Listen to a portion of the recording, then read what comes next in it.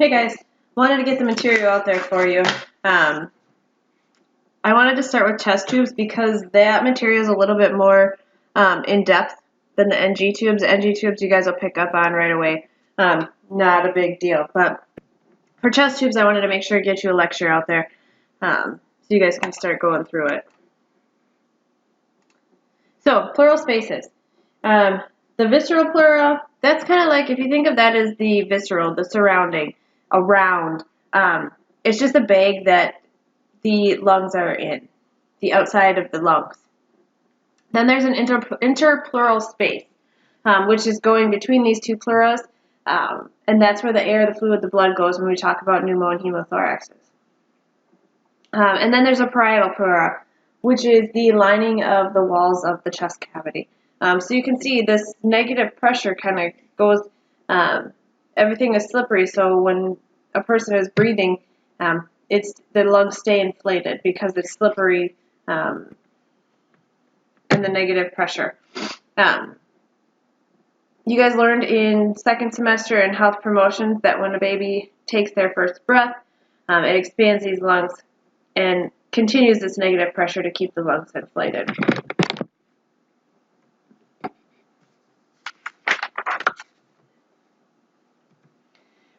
So we're going to talk about chest tubes. So what do we need to know about chest tubes? We definitely need to know what are the indications for them.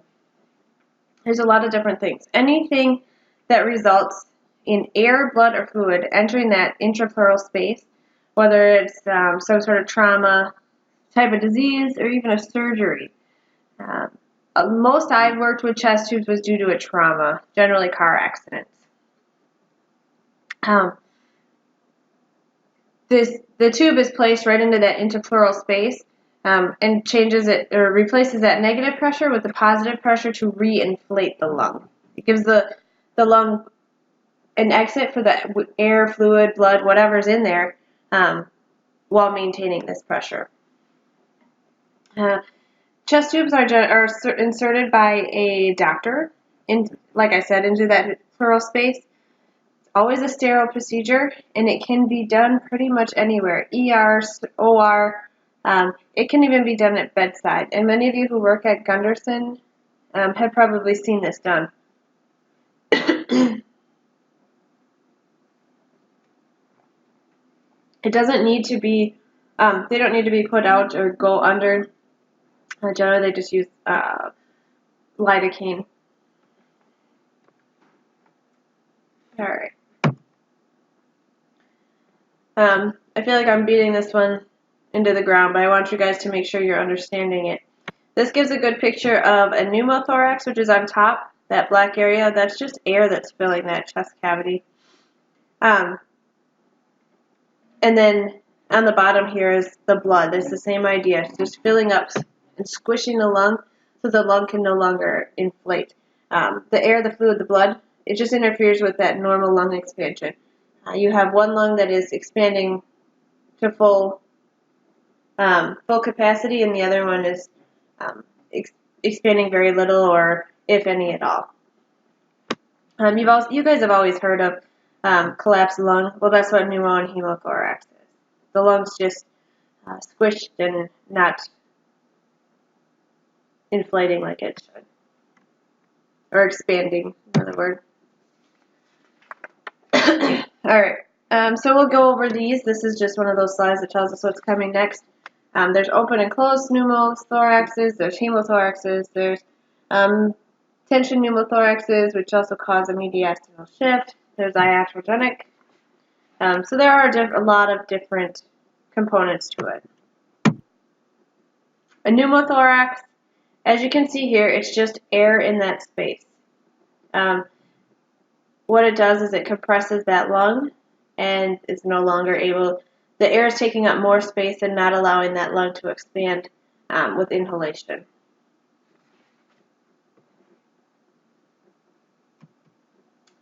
Open pneumothorax, this is where there's actually a gunshot wound, a stab, like a knife stab.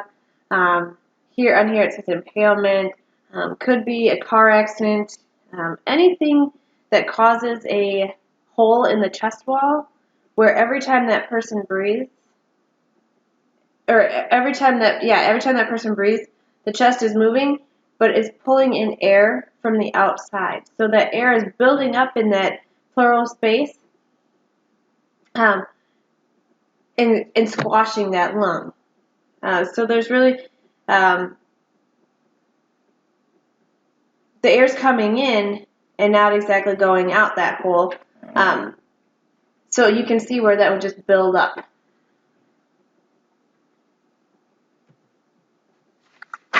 A closed pneumothorax, chest wall's intact. There's no holes in the rib cage, anything. It's just when the lung is damaged, or maybe the trachea, or anywhere the airway is damaged. So every time that person breathes in, the air goes in the wrong places. So it's going into that pleural space. Every time that person breathes, the air comes in, and it doesn't really have a very good outlet. So they breathe in 50 times because, they've been in an accident. Everything they breathe in, most of it's going to go into that pleural space rather than in the lungs and out.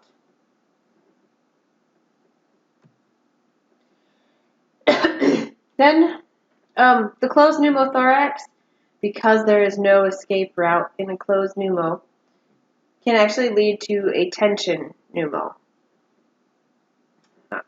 This is a life-threatening situation. I think we get into it a little bit further. Yeah, in a little bit we'll get into it. So when we have a person that is presenting with a possible pneumo, you might see some shortness of breath and some tachycardia, just the mild one. My brother had a chest tube placed at bedside, probably 36 hours after his car accident. He literally complained that his chest was a little bit sore, his pulse was up a little bit, and he was a little bit short of breath. They placed it, and it actually helped quite a bit. So even if it's mild, does not mean that a chest tube will not be effective. A severe pneumo, these people are going to have severe dyspnea, and they're going to be in respiratory distress. Their breathing is going to be 50, 60 a minute. They're shallow. Because it doesn't do it, they can't expand their lungs, so you're going to see very shallow breathing.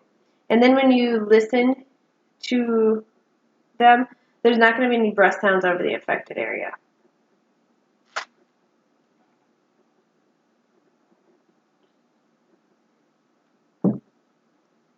Alright, so then putting the cart before the horse. A tension pneumothorax, the assessment of a tension pneumothorax. Apart from the mild and severe symptoms that you'll see with the pneumos, this one you'll see them complaining of chest pain. And then when you go for an x-ray, that trachea is actually going to be shifted to the unaffected side. So the affected side is blowing up like a balloon. It is pushing that trachea over to the other side, and you can actually cut off the airway. Obviously, you're going to see tachycardia because if it's pushing that trachea over, it is also squashing the heart. On x-ray, you can see where the heart is actually moved over. And then you're going to see hypotension just because that heart is being squashed. And I mean, yes, it's working hard, but it cannot pump effectively. So chest pain, you're going to see everything shift to the unaffected side because the affected side is pushing it out of the way. The blood pressure is going to drop, and the pulse is going to go up.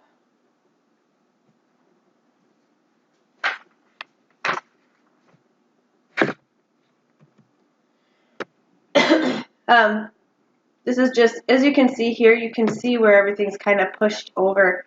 On the, what would be the right-hand side if you're looking at this. That's just full of air from the pneumo, but everything else is pushed over to the left. So you guys have seen this a million times on Grey's Anatomy. I think they have tension pneumothoraxes on every patient that walks in the door. I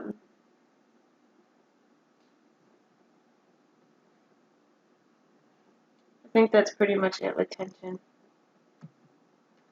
Hemothorax. Same thing as a pneumo, except for heme. There's blood in that pleural space.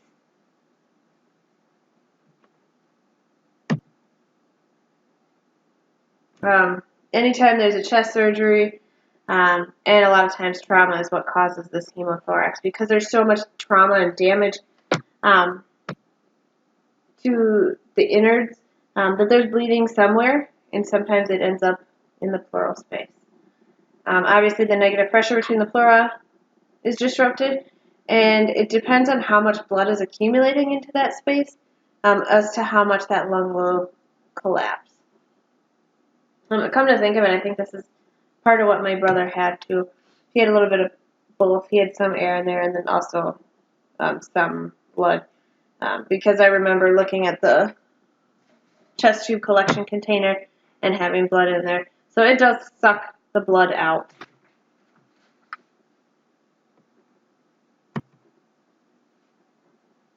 Pleural effusion, this is the fluid in that pleural space. You've heard this quite a bit. If you have a patient with pneumonia, they might say small pleural effusion on the left lower or whatever.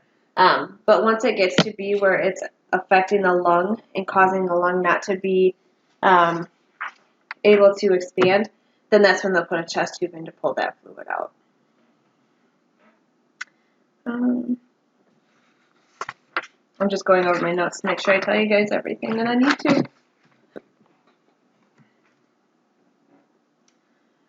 So for all three of the pneumothorax, the hemothorax, and the pleural effusions, the number one goal is to get that fluid in the air out as fast as possible.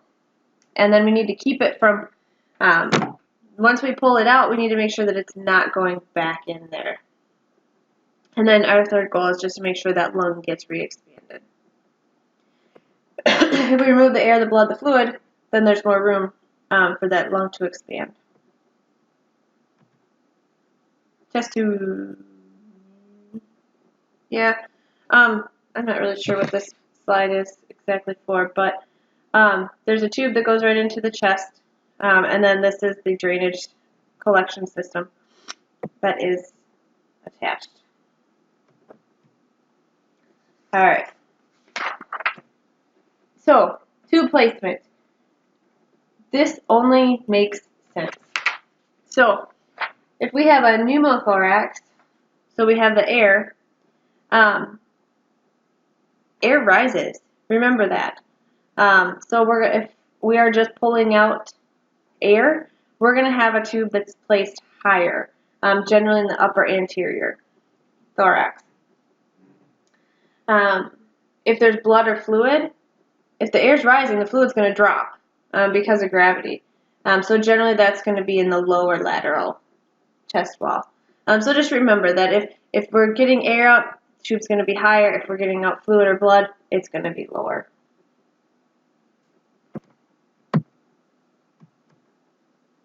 Heimlich valve. This is just used for ambulatory patients. There's an arrow on the valve, and it doesn't show it on this picture here.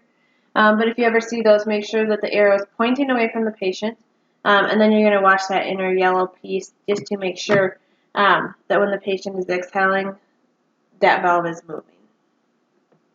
It just kind of keeps, it's just a one-way valve. Just another precaution to make sure that that fluid, once we've gotten it out of the lungs, that it's not re-entering the lungs. Pneumostat valve. The difference with this is just it's a little, there's a one-way valve on it, and then there's a little collection container. You can see on this picture here that it's just for small amounts.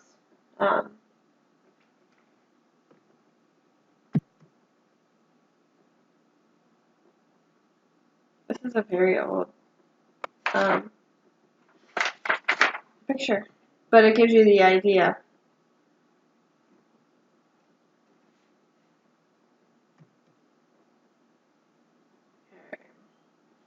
This is just what I was talking about. If there's air in the place, it's going to be in the second to fourth intercostal space. It's going to be higher because the air rises. Or if it's blood or fluid, it's going to be like the 8th and the 9th. It just kind of depends on exactly what we're trying to get out of that lung. And like I said before, tubes might be inserted while they're in the OR, while they're in the ER, or even at bedside. And if you're on Grey's Anatomy, it's going to be inserted at roadside.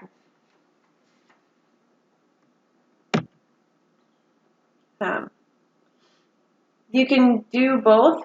If there's a tube up on the top to get the air out and a tube at the bottom, it's just connected with this Y connector. So that way it can just drain right into the collection chamber all at once rather than having two collection chambers.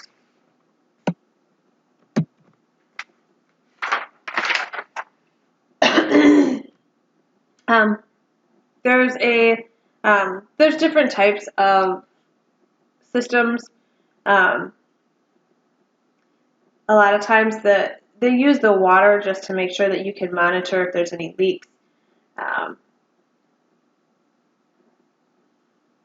We'll get into that. So the air is leaving the chest. And there's a one-way valve on this as well, because I cannot stress enough that once we get that air and that fluid out of that chest cavity, we don't want it to go back in. It can be used with gravity, which isn't, both cases are pretty common. And if we want to get it out even quicker, we're going to hook it up to suction on the wall.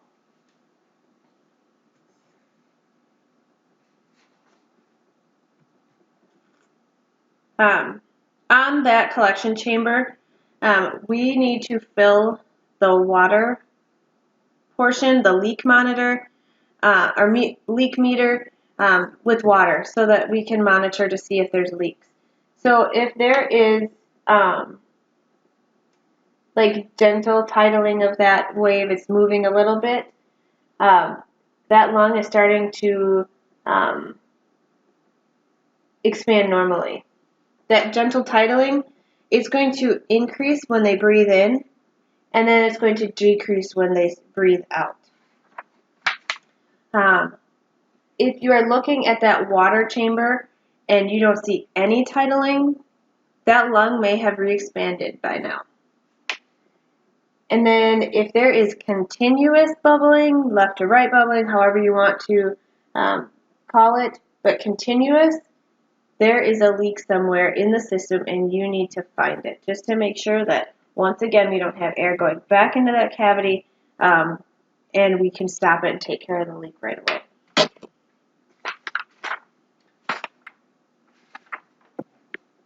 Alright, we have the last 6 slides, and the next 3 slides are probably our most busiest.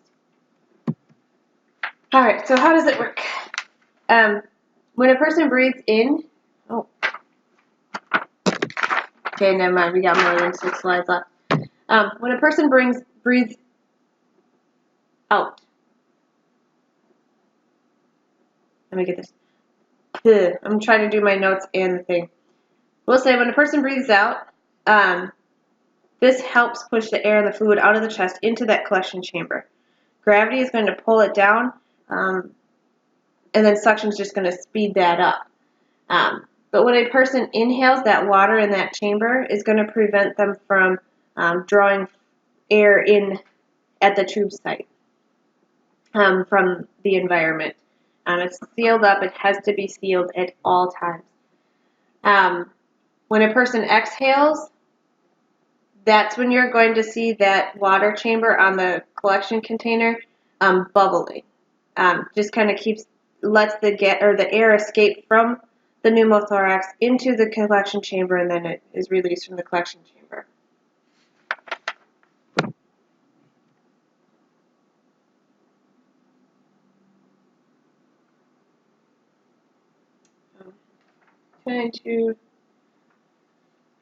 You guys can look at this. This is kind of nice to have it all in one place. There's a suction chamber, the water seal, and then the drainage collection chamber. So this is the one collection system, but it has the suction chamber, it has the water seal chamber, and the drainage. So just know that this is one apparatus, and these are the 3 chambers. And I think we've kind of gone over all of it. So what do we assess? There's a lot we assess when it comes to chest tubes. We're going to assess respiratory status every 2 hours. Just because things will change so quick with a chest tube. You might hear a pleural friction rub because of that chest tube in there kind of rubbing on things. We need to make sure we are watching that tubing for any clots. If there is anything that could block the tubing, obstruct the tubing, it can actually cause, because there's no place for that air to go if there's a clot in the tube and it's obstructed, could actually cause that tension pneumothorax, which turns into an emergency. So if we don't do our assessments and do our interventions correctly, we can actually cause the patient to get worse. So make sure you are always assessing for clots in that tube. All right, now we have our last 6. Assessing for bleeding or discharge at the insertion site. That's pretty straightforward. We need to maintain that occlusive dressing just because we don't want any air coming in from the environment into the chest cavity. We need to make sure that we have an airtight seal. Like I said, we're going to be monitoring that bubbling so that if it's continuous, we know that there is an air leak and we need to find that air leak. We need to make sure that we're looking for what's called subcutaneous emphysema.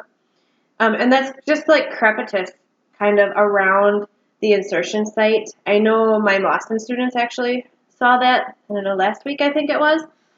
But it's like a popping weird sound. Actually, one of my students caught this, which I'm very proud of her for. That's really cool. Pain assessment, we always need to do a pain assessment.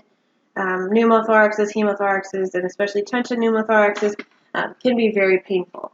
Especially even when we are pulling it, we need to make sure that we're pre-medicating our people before we pull the tube. I think that's all my notes on that one. We still need to encourage our people to do the ISs and the cough and deep breathing quite frequently because that'll help that lung re-expand. That'll keep the fluids where they need to go because they're going to be bedridden. And then we always obviously need to assess for infection. Anytime we put a tube in the body, we need to make sure that it's not causing an infection because, like a catheter, that is just leaving a trail for the bugs to crawl in and breed in the lungs.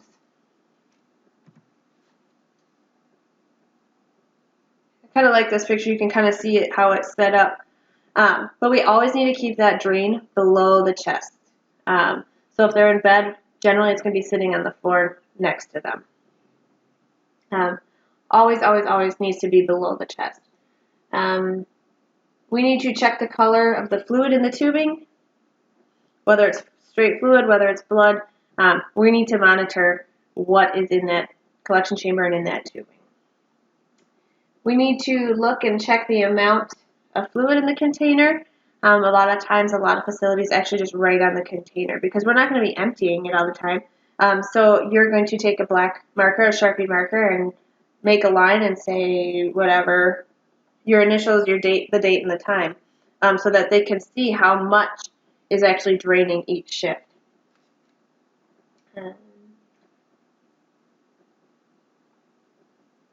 We're going to be watching that dressing at least every 4 hours, because if there's issues, they might be bleeding and they might be losing fluid. There might be a leak. So we just need to really make sure that we're watching for excessive or abnormal drainage. We need to reposition our people every 2 hours, because one is the same as repositioning as any other patient. It's going to prevent complications, both skin problems and issues with being immobile. It's going to actually help promote drainage and try and get some of this fluid out. That being said, when we have our people when we're repositioning them to make sure they don't get bed sores, we may end up laying them on their side with the tube coming out. So just roll up towels on each side of the tube so that when they lay on that side, they're not actually compressing the tube and causing a block, because remember, if that tubing is obstructed, we are at high risk for a tension pneumo. So we need to do everything in our power to make sure that tubing's not blocked. So a good hint is to roll towels up and place it on each side of the tubing so that they're laying on the towels and not on the tubing.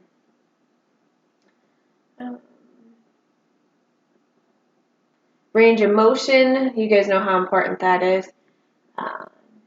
And coughing and deep breathing, we went over that.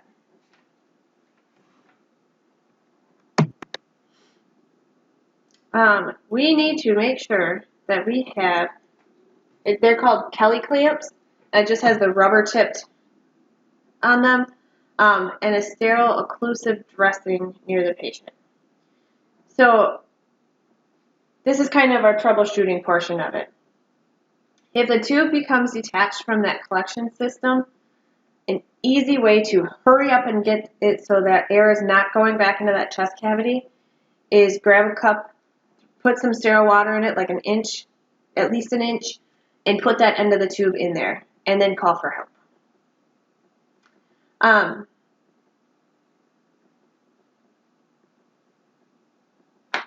This bottom one, I actually talked to one of the other girls, Monica in Boston.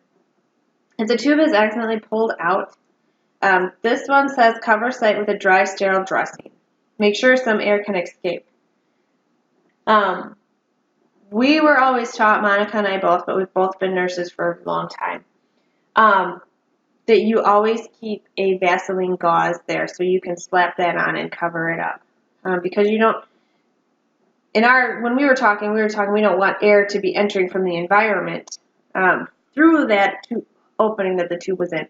So I will double check on this for you guys, and I will make sure that this is not a test question, but as of right now, know that you keep a Vaseline gauze and something to put it on there to make sure that the air is not entering from the environment if that tube is pulled out. A couple other things here. With chest tubes, we want to make sure that we're not milking or stripping the tubing. You know how we do with JP drains, we kind of milk it, make sure we get all the clots, make sure we get all the fluid out of it. We want to make sure that we're not doing that, because if we do milk it, we can actually increase the negative pressure and damage those pleural membranes. So just know that we don't milk or strip. And then we do not clamp tubing. Like I said, anytime that tubing is obstructed, has a higher risk for causing a tension pneumothorax, which is life-threatening. So we need to make sure that we are not clamping it unless there is, an extenuating circumstance. So just make sure that we are keeping that tube patent. Transporting a patient with a chest tube, not a whole lot other than what you what we've talked about already. That system needs to be below their chest, whether they're in on a bed or in a wheelchair. That collection chamber needs to be below, and then we just need to disconnect the container from suction and make sure that the air vent is open.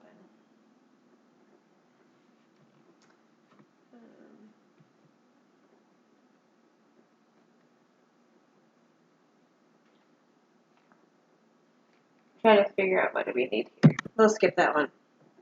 So when the tube is ready to be removed, once that lung has reinflated, one way that they can really monitor that it's ready to be removed is if that patient has had less than 50 mLs out from that tube in 24 hours.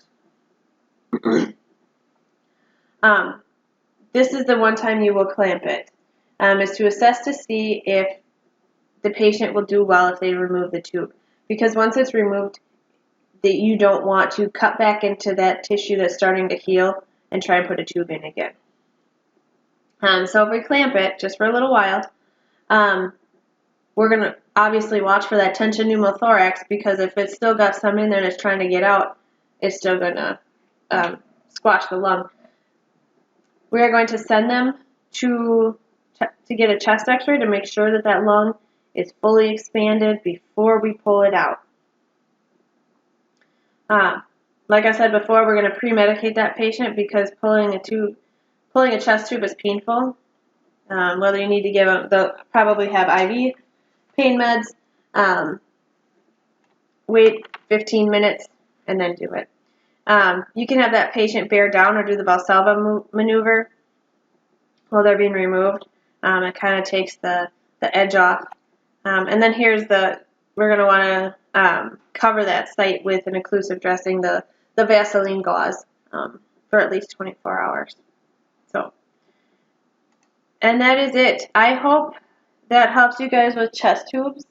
I really went through and tried to make sure all my notes were covered. And if you guys have questions, please get a hold of me.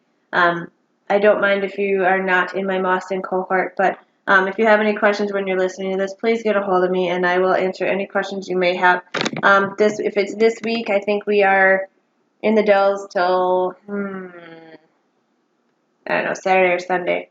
But I think we're going to Madison on Monday. So best way to get a hold of me is probably to text me if you have a question. I do take my phone when we go to the water parks. I actually kicked everybody out told them all to go to the water parks while I stayed here to get this done for you guys.